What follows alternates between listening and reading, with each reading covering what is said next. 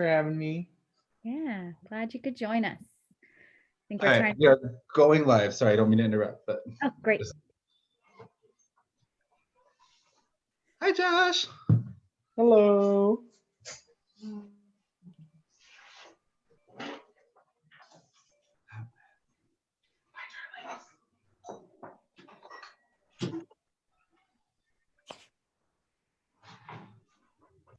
We're ready when you are. I don't know if you want us to go ahead and get started. Yeah, I was just double checking. We are live. Great. With Jarek Nipple and Denise Del Principe for Satisfaction and Nutrition. Awesome. So I'm going to mute myself and take it away. Awesome. Thank you. Thank you. Thank you so much. Jarek and I are back for week 2. Last week, we talked about honoring hunger and had a little brain fart and what that looks like for your journey. This week, we are talking about satisfaction and nutrition. And Jarek and I are so excited to be on this journey with you, and we look forward to continuing this discussion through today's presentation. Let's flip on. So if you're new, I'm Denise Del Principe. My pronouns are she and her and hers. And Jarek? Yep, and my name is Jarek Knipple, and I go by he and him. Awesome. And again, we are so glad to be here. Today, we're going to cover what satisfaction means for you. We're going to do a little experiment, and hopefully you're able to follow along. We encourage you in any of the presentations that we give to have pen and paper so that you can write any questions down. You can doodle, because doodling is so awesome. But it also might help you be able to sit in a space to realize where you are on this journey, if you are on this journey. And one little tidbit that I want to share with you is the secret to curbing your hunger is to eat. And I want to encourage you that this intuitive eating journey is an exploratory. It's a journey that you are constantly exploring. I have trouble with that word sometimes. So we will talk about, in line with that, coping with emotions kindly. And if we have time, we will have a discussion on joyful movement and how all 3 of these points, they're all 3 part of the intuitive eating model, but how all 3 of these feed into satisfaction and one positive eating experience into a well-rounded nutrition for yourself. So let's see. Jarek is going to take it over from right here, and stay tuned. Again, feel free to draw, feel free to write, feel free to just sit. We're excited you're here with us. Yes, thank you so much. Now, I just want to bring everyone's attention to the quote on the top of the slide here. So I'm just going to read it out. It says, "Nothing would be more tiresome than eating and drinking if food and drink were not made for pleasure and necessity." So I'm just going to let that sit with everyone for a little bit, just to recognize the power that this sentence has. And realize how true that it is, that if satisfaction wasn't a part of eating, wasn't a part of diet, wasn't a part of nutrition, if it doesn't already feel like it, then eating and cooking would just become another chore that, that we dread doing, that we dread looking forward to. But with satisfaction incorporated into our nutrition or into our meal, into our diet, then we can create a positive experience with our food while giving ourselves, the nutrients and everything that our body needs to function at its best. And that's kind of just the overall topic of this discussion today, is just finding satisfaction in our food. Because really, satisfaction is just an integrated part of all of intuitive eating. It really emphasizes satisfaction in all parts. Like nourishing yourself is just kind of the first layer, feeling yourself, giving yourself the nutrients it needs. But then the second layer, figuratively, is adding that satisfaction into your daily routine. And the cool thing about intuitive eating as well is that it really encourages everyone to really explore the food that we eat. And by really explore, I mean really, really explore. So I just have this little experiment for you guys to kind of tag along with. So if you can just think about French fries for a second, and just think about these French fries and think, where do you get them? What kind of French fries do you have in your head right now? Maybe you're a Popeyes French fries person, or maybe you like curly fries, or maybe you like French fries from the little deli down the store. But just think about these French fries. And then as you put them in your mouth, I want you to just sit with the experience that you have in your mouth, with the taste. What do these French fries taste like to you? Is it the salt that sticks out? Or maybe it's the earthiness of the potato filling that you taste. And then as you begin to chew it in your mouth, what do you feel about these French fries? Do you feel the crunch of the crispy ends as you chew it? Or do you feel like the pillowy inside of the potato?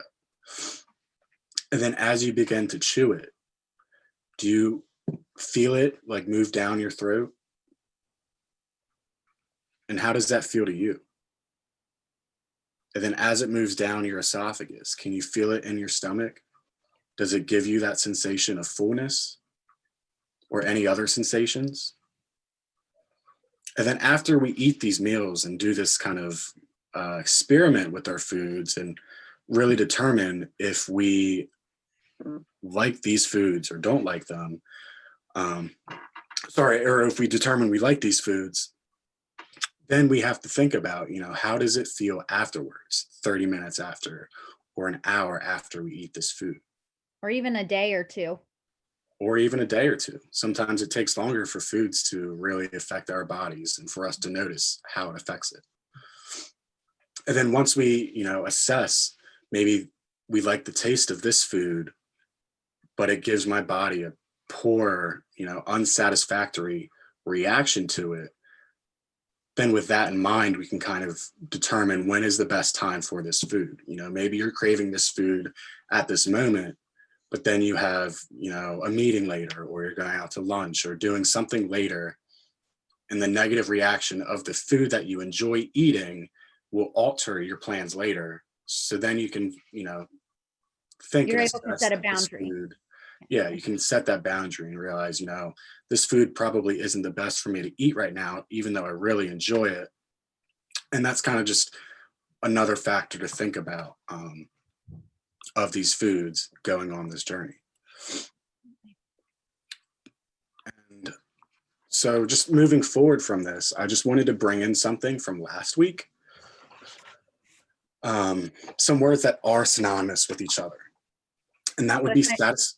If I may interject real quick. Last week, we talked about words that are not synonymous, like weight and health, and skinny and happy, maybe muscular and happy.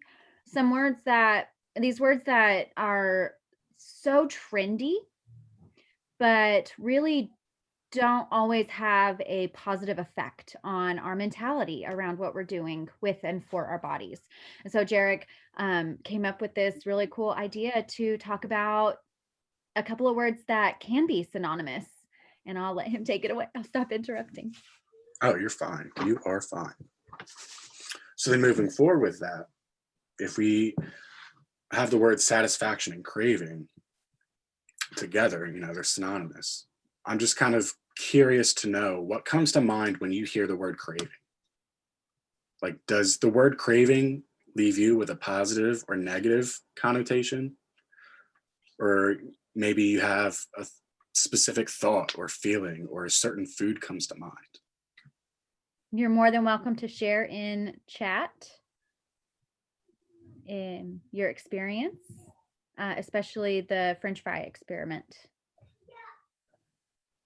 But definitely along Jarek's lines of talking about cravings and satisfaction. Yeah, so feel free. Like, what do you guys think or feel, or what comes to mind when you hear the word craving?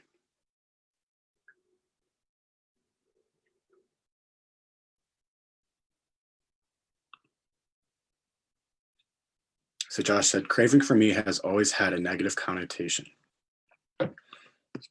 Wow, yeah. You know, that's definitely something that I relate to as well. I definitely have that experience from time to time. Now, when you have this craving, how do you respond to that? And also ice cream comes to mind. Yes, absolutely. Absolutely. So when you have these cravings for ice cream, how do you respond to it? Do you allow yourself that food that you're craving, or do you find like a substitute food to replace that? Or maybe sometimes we just outright ignore it. I'm just kind of, if you don't mind sharing, how do you respond to these cravings? Okay. Buying a half gallon of ice cream. I love that. Do you sit with the ice cream and enjoy it, or do you say because craving has been a negative connotation for you, maybe spiteful eating, like, oh, I know I'm craving this, I know I shouldn't eat this, so I'm going to eat all of it or most of it, because that's a very valid response if that has been your experience. But if you are saying you buy a half gallon of ice cream because you've had a craving, way to go. So that you have it accessible and you have the permission and the availability to enjoy what you're craving. Yes. And that's kind of exactly where I was going to go with it is, you know, cravings kind of give insight to our body. You know, it's another body cue, mainly telling us that, you know, we're hungry. Our body needs that energy. It needs this food that it's craving so it can work properly. And sometimes these cravings also have, you know, more deeper insight into our body. You know, sometimes we might be craving that salty snack because our body low key actually needs to hold more water. It's slightly dehydrated. So it wants you to get that salty snack to get more water. But the bottom line is, you know, when we have these cravings, the best thing to do is to listen to your body and allow yourself that craving. Allow that food. Satisfy that craving so you can provide yourself with the energy that you need and give yourself the positive experience that your body is asking for. Awesome.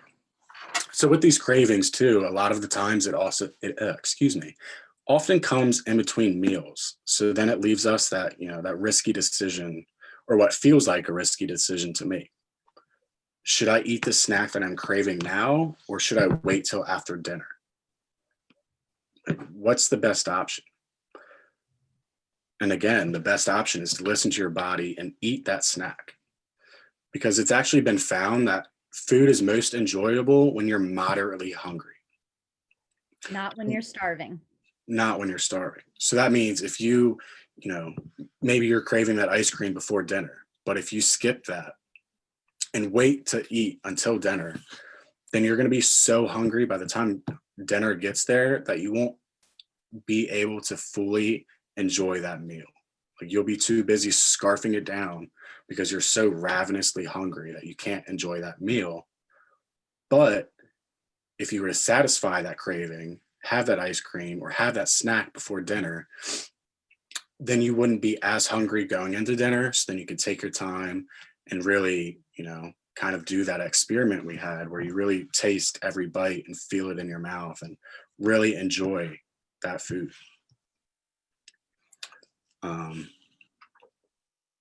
So yeah, so it's just when you have that craving for that snack, allow yourself to have it. It's kind of one of the best things to do.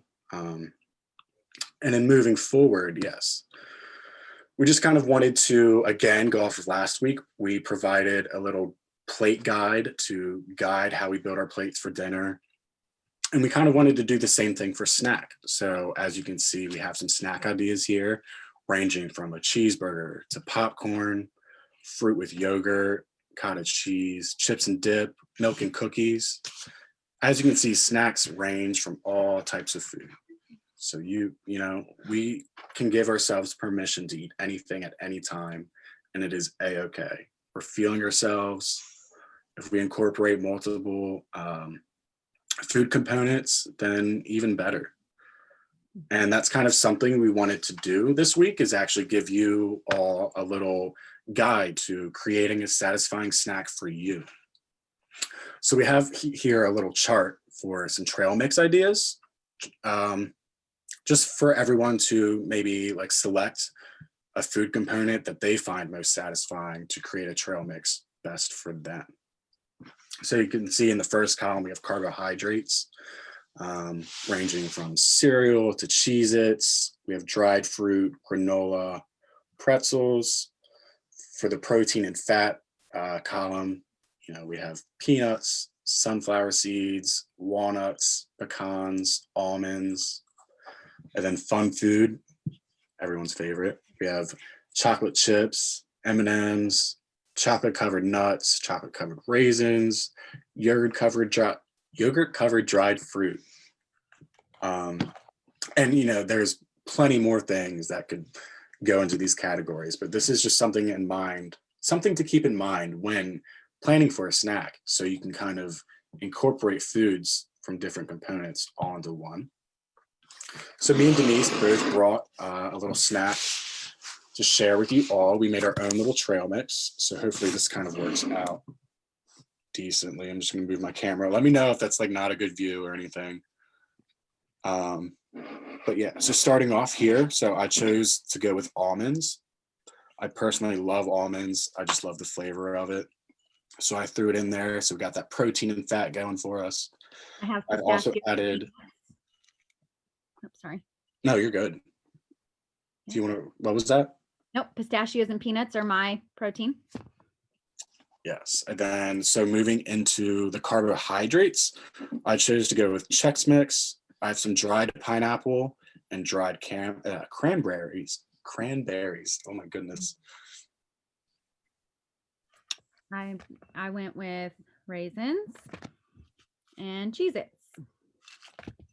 And then for the fun food, I chose dark chocolate chips. I just love dark chocolate, and I think it just goes well with these foods. And I have semi-sweet chocolate chips.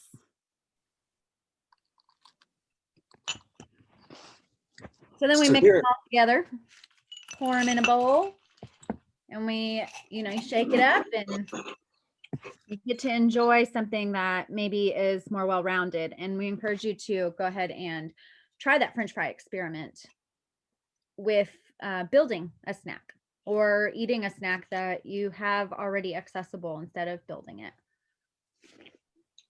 Yeah. Again, this was just another guide to help plan for snacks in the future. Just to, planning a snack that satisfies you personally. What snack appeals to you? And that's kind of the whole idea here. I wonder if you'll share your favorite snack. Those of you who are on with us live, and if you're watching the replay, go ahead and comment your favorite snack so we know that you watched. Any type of nuts. Any type of nuts. Yeah. Nuts are great because they're not only a source of protein, they're a source of fiber and omega-3 fatty acids, which are anti-inflammatory. Cottage cheese and peaches, yum. Great protein, great minerals, great fiber. Well, maybe not so much fiber unless you're using fresh peaches, but good source of carbohydrate. So wonderful, wonderful. Yeah. My favorite snack is sometimes a popsicle, especially when it's hot, but even when it's cold, we like to eat fruited popsicles, string cheese, yum.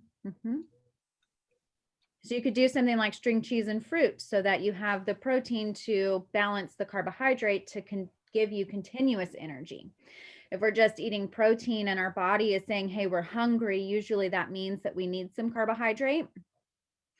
And if we give our body, even like if we do Cheez-Its and string cheese, or chocolate and string cheese, there's some some carbohydrate in there to give your body the energy it needs. It'll use the carbohydrate that you eat instead of using the protein or the fat from the food that you're eating as a source of energy. Carbohydrate is the easiest source of energy for our body, and also our body's preferred. So that's why most dietitians will recommend having some kind of carbohydrate with a protein so that the protein helps elongate that release of carbohydrate.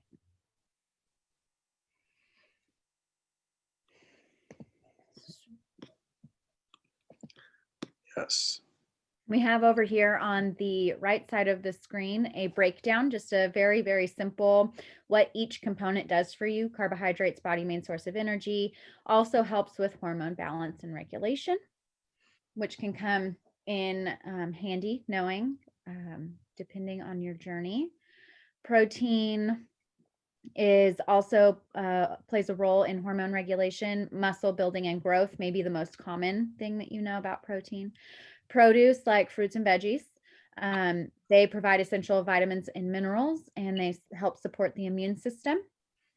And then fun foods provide satisfaction, which is what today's talk is encouraging, to figure out what your version of satisfaction is so that you can best nourish yourself. So these fun foods and giving ourselves permission to eat them allows us to really dive into what is satisfying and what isn't, as far as food goes. And then fun foods also encourage an enjoyable eating experience. And we have a question here. Is there a big difference between fresh fruits and dehydrated fruits? There is a difference, yes. Fresh fruits are going to, while all fruit has carbohydrate in it, fresh fruits and dehydrated fruits have a different amount of carbohydrate, because in many dehydrated fruits, unless you're dehydrating at home, most dehydrated fruits that you buy are going to have some sugar added in, because when you decompress it, it gets more bitter. And most people are not keen on bitterness. So our industry, our food industry, has figured out if we put a little bit of sugar in it, it makes it a little more palatable for most people. So I don't know, Joshua, if that is the obvious or if it's like a plump fruit versus a limp fruit. But that's the biggest difference, is that there may be some added sugar. The biggest one that I know dehydrated fruit wise that has added sugar are cranberries, because they are so tart. They're almost inedible if you don't add a little bit of sugar to them. So there are benefits, though, to eating dehydrated fruits and fresh fruits. Both offer a range of fiber, which helps gut health, may also help in satisfaction, because fiber, it takes like protein a little bit longer to digest and absorb. So it helps keep us fuller for longer. Depending on the fruit, so like raisins, they're pretty small after being a grape, which I don't know if you're familiar with grapes in the store. They're like a $50 size these days, or a little bit smaller. But the fiber difference between the dried fruit and the fresh fruit may be a little bit different. More fiber in the dried fruit, depending on the amount that you eat. Those are the biggest differences there. I want to throw in there that fresh fruit and frozen fruit, just a little comparison. In season, fresh fruit is the best option to get the most vitamins out of. Frozen fruit, though, any time of the year, is a great source of getting all of those yummy vitamins, because when a fruit is frozen, it's picked and frozen almost immediately. It doesn't sit and ripen. So it's allowed to ripen and it gets picked and then frozen. And that keeps it keeps a little bit more of the vitamin mineral content intact versus some of the ripening processes that we have that we need to ship produce from one end of the country to the other. So just a little tangent on some ways to get different fruits and then different types of fruits. Jarek, did you have any more that you wanted to add here on the trail mix?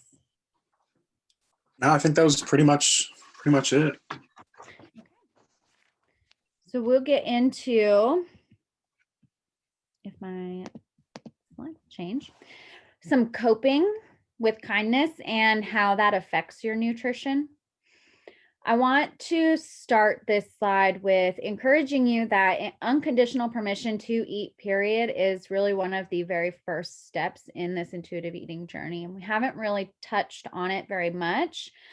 So I'm going to throw it in here because giving yourself this permission to listen to your body can help you determine if you're utilizing food as a coping skill.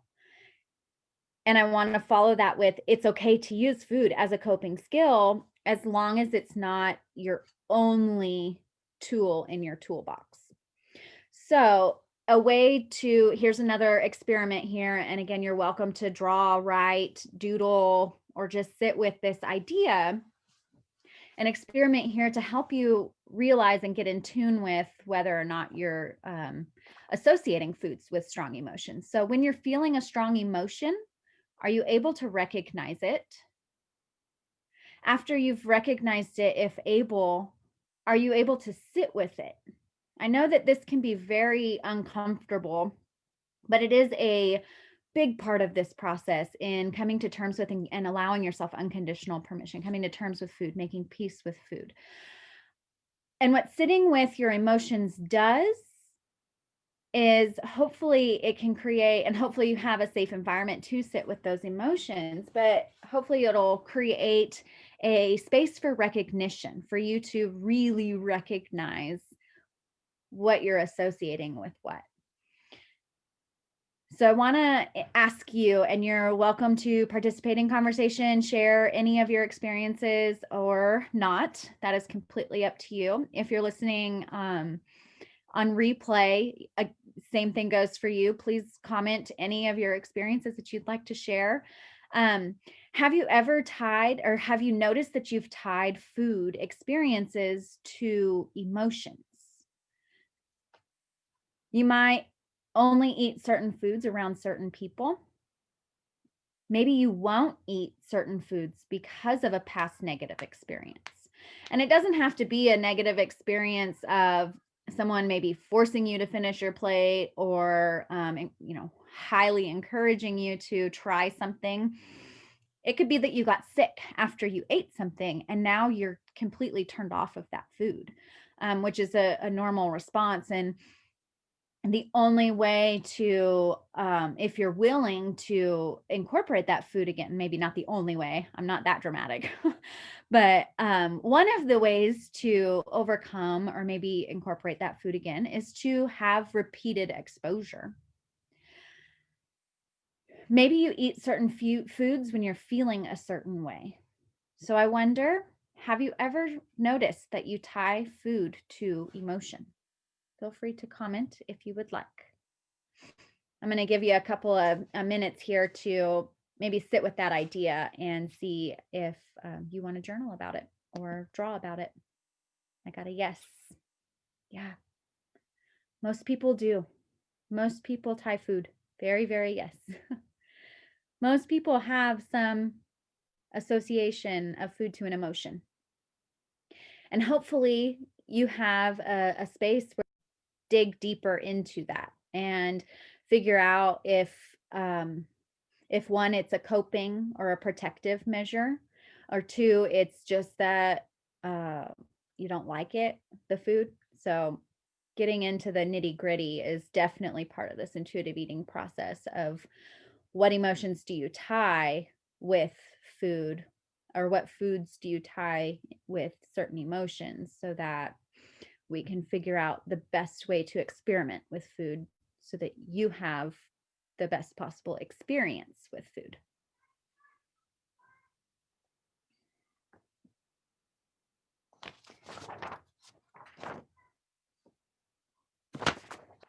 Okay.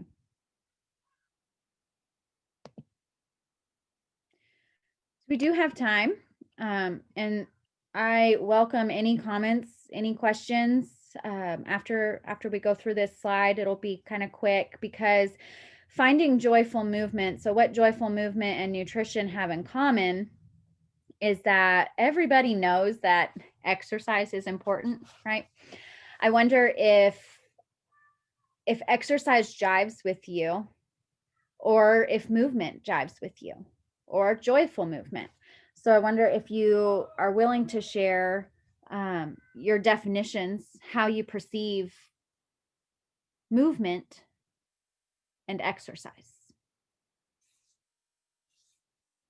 What words pop into your head? You don't have to share. You may write or sit with this experience, but what words pop into your head when you hear, I moved my body today versus I exercised today?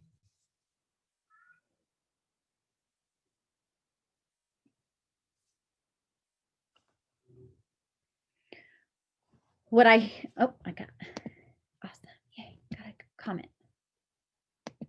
Movement, dancing, exercise, struggle. So when Jarek and I were reviewing this earlier this week, he actually said dancing for movement too. How fun. Dance party for movement, cardio for exercise. Okay. I wonder if, so in the first scenario, this movement equals dancing, exercise equals struggle. I wonder if there's maybe some like notion that movement is freer and exercise is more rigid. And which one jives with you? They essentially mean the same thing, but this is such a cool part of, of the journey, that you get to decide what words you use to describe your experience. So if you jive with movement, what do you like to do? What movement do you like to do to bring joy and satisfaction to your body?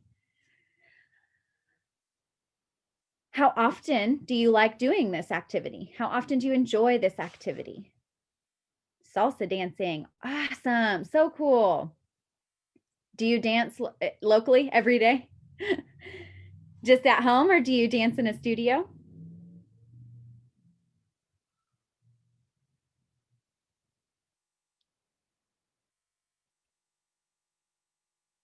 Oh Lord, I'm just at home. I love it. I love it. That's amazing. So I encourage you, Jarek and I, we encourage you to find your definition between movement and exercise. You're still moving your body in both words, right? But if movement means something gentler to you than exercise, then go ahead and use what you choose and participate and actively be present. So you can utilize the French fry experiment to figure out what movement or exercise means to you and how satisfying it is. So we picture we think about the movement we choose. We think about how it affects our body in the moment, how it affects our mentality in the moment or pre, and then how it affects us after. And I want to encourage you to just remember to enjoy. Moving your body is not meant to be punishment. And that's why we like to call it, in the intuitive eating world, joyful movement and not exercise. Because I think often there is a connotation between exercise and some punishment in trying to steer more to the positive path of making sure you're feeling encouraged and you are enjoying and having a positive experience inside and out is just really the mission of intuitive eating. So enjoy and know that you are doing your best. Some comparisons, since Jarek and I like to do comparisons. I wanted to give you this to think about, this guilt versus grace. I'm going to be lazy today and just exercise longer tomorrow to make up. No big deal, right? But what if we said, I'm taking today for needed rest and I'll listen to my body when it's ready to move again? Which one brings you more maybe peace or comfort around, I can trust myself to decide when and how I move?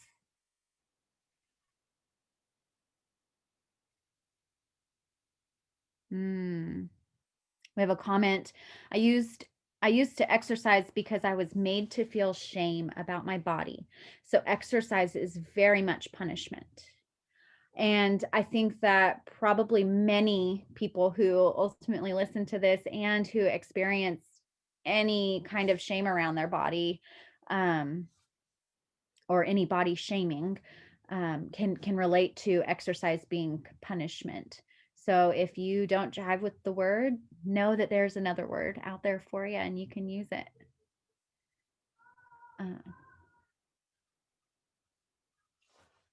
So I wonder if y'all have any comments on this guilt versus grace mentality.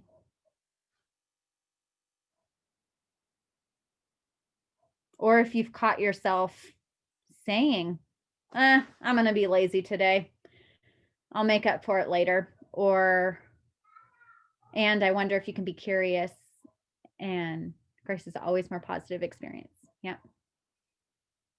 So I'm taking today for needed rest. You're being curious about yourself. What's going on? Do I need to rest? Am I feeling a certain way that I know that rest is going to help me heal? Or am I feeling a certain way that I know movement is going to help me heal? It's up to you. I'm going to listen to my body, and I trust my body. Oh, yay. Interesting to think about exercise versus movement in a similar way to emotions. Okay, right. You cannot give from an empty cup. So if rest is what you need, rest is what you need, and you've got to make space. But if movement is what you need, then it's what you need, and you have to make space for that too sometimes, because sometimes it doesn't just come naturally, especially if you have negative emotions tied to moving your body. So definitely utilizing the French fry experiment to figure out what type of movement do you enjoy the most. Maybe you need to go experiment with different types of movement. What feels best for your body? That's what's best for you, not the government recommendations, not your doctor's recommendations, not even your dietitian's recommendations. If you've seen a dietitian and they say, okay, you need to be doing X, Y, and Z for this amount of time, you get to be the decider of that. So I just want to help empower you and encourage you that this journey is all about you, and satisfaction is so important for harboring an adequate and a well-rounded nutrition experience. So if we've got a more positive mentality going on around us, it's going to create a more positive experience internally. And I think I said this last week, but I'm going to say it this week too, because I feel so passionately about it. If you have this more positive environment set up inside, and I'm not saying like take night and day and just shift to positivity, why don't you? No, it's a journey in and of itself. But if we can be curious and begin building this curiosity, this positive curiosity, we begin to allow our body to function more adequately, more sustainably. That's not the word that I want to use. But more in like equilibrium, homeostasis. There's a gnat, sorry, y'all. This positive experience gives us more of a homeostasis balance, or gets us closer to a homeostasis balance, and allows our body to actually absorb nutrients better and regulate hormones better. And if we have a negative association, or a negative internal experience or external experience then with food, then our body actually responds and says, we're going to react to that and that and that today. and you're going to feel like crap. So it just definitely sets the tone. Your mentality around your movement around your food sets the tone on how your body reacts. Just wanted to express how powerful that is. Are there any questions? Today was a little bit shorter than last week.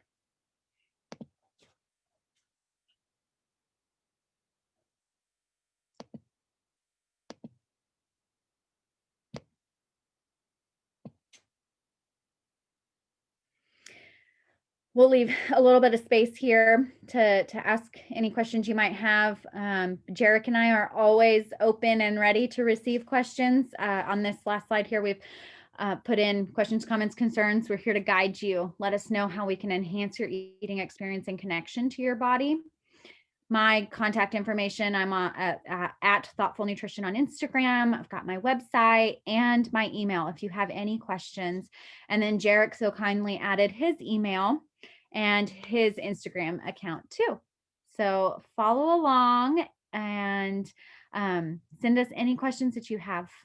I will put a link in the comments I have one handout this week. And I want to just note that if you watched last week's episode, if you will, I did add a comment with a link to some handouts in that for our first talk.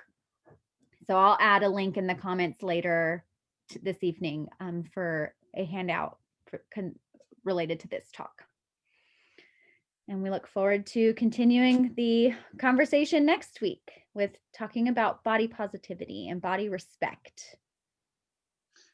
Thank you so much, Denise, and thank you so much, Jarek, for doing this for us and bringing us your expertise. This is another great week with some really great information, and just speaking personally, just another few really good steps along a very healing path in a relationship with food and my body, and a lot of negative thoughts that have been put in there. So thank you so much for your time and for doing this for us. Josh, as well as saying that he needed that also, and thanking you both. Very excited to see you next week. And yeah, hope everyone enjoys the rest of their Wednesday and the rest of their week here. And we'll see you all soon. Thanks, y'all. Yes, thank you all so much. Thanks for coming.